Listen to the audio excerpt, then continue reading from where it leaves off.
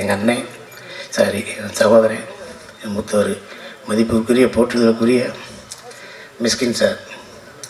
நான் 12 மணிக்கு I love you சொல்கிற ஒரே ஆள் அவர் தான். கேட்பார், என்ன சாப்பிட்ட அதை மட்டும் சொல்லும்பார். இல்லை நான் 12:30 மணிக்கு பேசுகிறீங்களே அதை அப்படிம்பார். என்றைக்காவது ஒரு இடத்துல போய் கற்றுக்கலாம் அப்படின்னு போவோம்ல, அது மிஸ்கின் சார் தான்.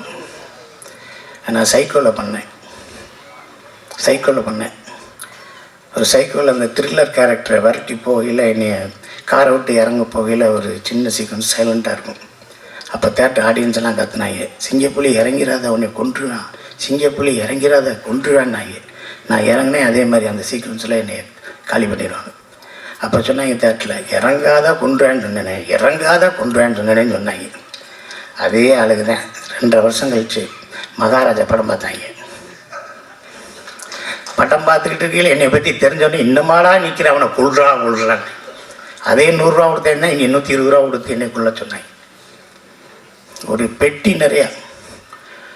நிறையா கோயம்புத்தூரில் இருக்க எல்லா மாலுக்கும் கூப்பிட்டு போகிறார். இந்த கேப் உனக்கு பிடிக்குதான்னு 10 கேப் வாங்குறாரு. அந்த கேப்பு மொத்தமே ஒரு 5000 ரூபா ஆயிடுச்சு. கோட் வாங்குறாரு, ஷர்ட் வாங்குறாரு, ஷூ வாங்குறாரு. இல்லை பேசாமல் இருங்க, உங்களை நான் அழகாக காட்ட போகிறேன்னாரு. அதில் வெற்றி பெற்றாரா சரியான எனக்கு தெரியல. நம்ம அழகாக இருந்தால் தானே இருக்கும். ஆனால் என்னை வச்சு அந்த சைக்கோ படத்தில் ஒரு நல்ல கேரக்டர் விட்டார்.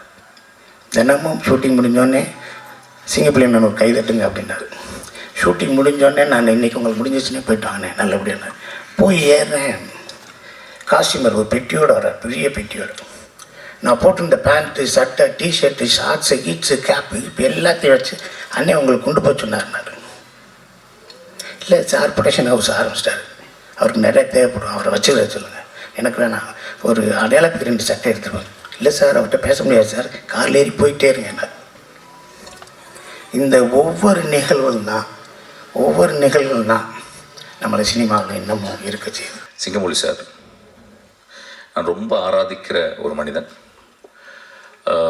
ஒரு தமிழக வாழ்க்கையை, தமிழ் வாழ்க்கையை ஒரு சுமக்கிற ஒரு பெரிய பானைன்னு சொல்லுவேன் அவர். ஆக்சுவலாக 12 மணிக்கு நல்லா ஃபுல் ட்ரிங்க்கில் என்னை கூப்பிடுவார். மோஸ்ட் ஆஃப் த டைம் நானும் ட்ரிங்க்கில் தான் இருப்பேன் ஆக்சுவலாக. அப்போ 12 மணிக்கு மேலே இது வரைக்கும் எந்த பொண்ணு என்னை கூப்பிட்டு லவ் யூ சொன்னதில்லை. அவர் தான் கூப்பிட்டா ஐ லவ் யூன்னு பாரு. நானும் ஐ லவ் யூ சார், எத்தனை போய்கிட்டு இருக்கேன் அங்கே அப்படிம்பேன். இங்கே 4 போய்கிட்டு இருக்கு சார், இங்கே 2 சார், இன்னும் கொஞ்ச நேரத்தில் 4 வந்துடும் அப்படின்னு சொல்லுவேன். தண்ணி குடிக்காத நடத்தால் அதுலேயும் பிரிட்டிஷ் எம்பர்னே வருது ஆக்சுவலாக. ரொம்ப அலாதியான மனிதர், மனதில் இருக்கிறது அப்படியே பேசக்கூடிய மனிதர், மனிதர்கள் மேலே அவ்வளோ நேசத்தை கொட்டுற மனிதர். 12 மணிக்கு ஒருத்தர் ஃபோன் பண்ணி ஐ லவ் யூ சொல்கிறார் அப்படின்னா ஒரு 200 பெண் இதயங்களுக்கு உள்ளே வச்சுருக்க ஒரு மனிதன் நினைக்கிறேன் ஆக்சுவலாக. அவர் கூட ஒர்க் பண்ண டைம் நான் சொன்னேன், அவர் கூட நான் ஒர்க் பண்ணணும் அப்படின்னு சொன்னேன். ஏன்னா அவர் எப்போ பார்ப்பேன், பேச மாட்டார், இப்போ சிரிப்பார், போவார். ஆனால் அந்த மனிதரோட ஒர்க் பண்ணேன். அந்த ஒரு கொஞ்ச நாள், ஒரு 10 நாள் நான் ஒர்க் பண்ணேன்.